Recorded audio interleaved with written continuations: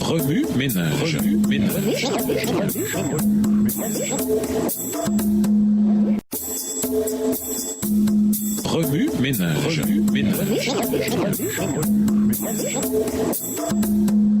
Bienvenue dans votre émission Remue ménage. Nous voilà à la leçon de dimanche. Un dirigeant serviteur, c'est quoi?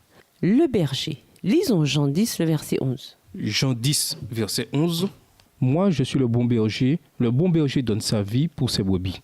Dans 1 Pierre 5, nous acquérons une meilleure compréhension du conseil spécifique que l'apôtre donna aux dirigeants chrétiens tandis que l'Église primitive se répandait en Asie. Pierre lança cet appel aux anciens. Prenez soin comme des bergers du troupeau que Dieu nous vous a confié. 1 Pierre 5, verset 2. Le berger est une métaphore que Jésus utilisa pour décrire son leadership. Je suis le bon berger. Le bon berger est prêt à donner sa vie pour ses brebis. Jean 10, verset 11. Contrairement à un serviteur qui s'enfuirait au premier signe de danger, le berger fait preuve d'amour, prodigue des soins et protège son troupeau.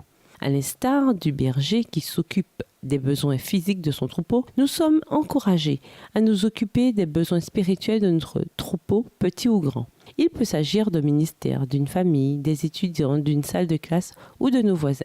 Quelle que soit notre situation, Pierre exhorte les dirigeants à guider ceux que Dieu a confiés à leurs soins. Celui qui est intègre. Lisons Jacques 2, les versets 17 et 18. Jacques 2, les versets 17 et 18. Il en est ainsi de la foi. Si elle n'a pas d'œuvre, elle est morte en elle-même. Mais quelqu'un dira, toi tu as la foi, et moi j'ai les œuvres. Montre-moi ta foi sans les œuvres, et moi, par mes œuvres, je te montrerai la foi. Quand on perd confiance, c'est fini. On ne peut désormais plus diriger. La confiance se bâtit par une intégrité constante. Pierre donne ce conseil à ses dirigeants. Ne cherchez pas à dominer ceux qui ont été confiés à votre garde, mais soyez des modèles pour le troupeau. 1 Pierre 5, verset 3. Dirigez par l'exemple. C'était une incarnation vivante d'une vie avec Christ. C'est la foi qui s'exprime par des actes tangibles, comme le dit Jacques. Il en est ainsi de la foi. Si elle ne se manifeste pas par des actes, elle n'est qu'une chose morte. Je te prouverai ma foi par mes actes. Jacques 2, les versets 17 et 18. Celui qui est disposé. Lisons Matthieu 20, verset 28. Matthieu 20, verset 28. C'est ainsi que le Fils de l'homme est venu, non pour être servi, mais pour servir et donner sa vie en rançon pour beaucoup. Pierre appelle les anciens non seulement à prendre soin diligemment de leur troupeau, mais aussi à le faire de bon cœur et non par contrainte. Être un disciple de Jésus signifie que nos actes sont motivés par un désir profond de le servir. Cela signifie que désormais, seule l'approbation divine nous intéresse. Si je cherchais encore à leur plaire, je ne serais pas serviteur du Christ. Galates 1, verset 10. Le leadership serviteur a pour motivation le désir de servir celui qui est venu pour servir et donner sa vie comme rançon pour libérer une multitude de gens. Matthieu 20, verset 28. Le sacrifice ultime du Christ est ce qui motive le dirigeant à servir, entraîné par un désir de manifester cet amour aux autres. Celui qui est humble. Lisons Jean 13, les versets 3 et 4. Jean 13, les versets 3 et 4. Jésus, qui savait que le Père avait tout remis entre ses mains, qu'il était venu de Dieu et qu'il s'en allait à Dieu, se leva de table, ôta ses vêtements et prit un linge dont il s'entoura. Et vous tous, revêtez-vous d'humilité dans vos rapports les uns avec les autres. 1 Pierre 5, verset 5. Dans la langue originale, le mot traduit ici par « revêtez-vous » est rare et plutôt inhabituel. Voici sa traduction littérale. S'associer à. Au 1er siècle, un type spécifique de cape portait un nom semblable au verbe utilisé ici. Seuls les esclaves la portaient.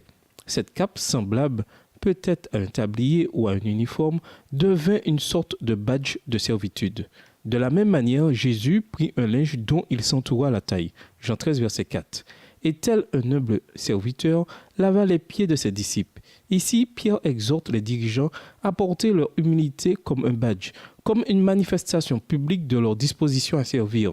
Cette humilité ne possède pas de sentiment d'infériorité ou de honte. Nous devons plutôt nous humilier sous la puissante main de Dieu. 1 Pierre 5, verset 6. Lorsque nous faisons face avec admiration et émerveillement à la toute-puissance de notre Dieu, nous ne pouvons l'empêcher d'avoir un impact sur nous. Le marathonien. Lisons Hébreux 12, les versets 1 à 4. Hébreux 12, les versets 1 à 4. Nous donc aussi, puisque nous sommes environnés d'une si grande nuée de témoins, Rejetons tout fardeau et le péché qui nous enveloppe si facilement et courons avec persévérance l'épreuve qui nous est proposée. Les yeux fixés sur Jésus, qui est l'auteur de la foi et qui l'amène à la perfection, au lieu de la joie qui lui était proposée. Il a supporté la croix, méprisé la honte et s'est assis à la droite du trône de Dieu. Considérez en effet celui qui a enduré de la part des pécheurs une telle opposition contre sa personne, afin que vous ne vous fatiguiez pas, l'âme découragée. Vous n'avez pas encore résisté jusqu'au sang en combattant contre le péché. Tandis que l'épître de Pierre tire à sa fin, Pierre encourage les anciens à se méfier des attaques du diable, à se protéger, à rester ferme dans la foi et à avoir un leadership endurant. Soyez bien éveillés, lucides, car votre ennemi le diable rôde comme un lion rugissant, cherchant quelqu'un à dévorer. Résistez-lui en demeurant ferme dans la foi.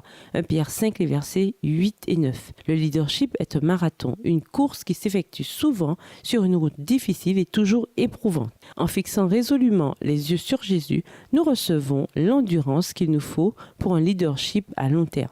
Jésus a accepté de mourir sur la croix sans tenir compte de la honte attachée à une telle mort. Hébreux 12, verset 2, à cause de la joie qui lui était réservée. Pensez à lui, à la façon dont il a supporté une telle opposition de la part des pécheurs. Et ainsi, vous ne vous laisserez pas abattre. Vous ne vous découragerez pas. Hébreux 12, verset 3. Courez la course du leadership pour le long terme, les yeux résolument fixés sur Jésus, l'auteur et le consommateur de notre foi. Wami Ménage, en quoi toutes ces caractéristiques indiquent-elles les qualités de leadership de Jésus? Quelles autres qualités de leadership Jésus possédait-il? Quels exemples de bon leadership tirés du ministère de Jésus pourriez-vous développer dans votre propre ministère personnel? Qui est votre troupeau? Comment pouvez-vous utiliser les principes énumérés plus haut pour le servir plus efficacement? Au revoir. Et à demain si Dieu veut. Remue ménage. Remue ménage.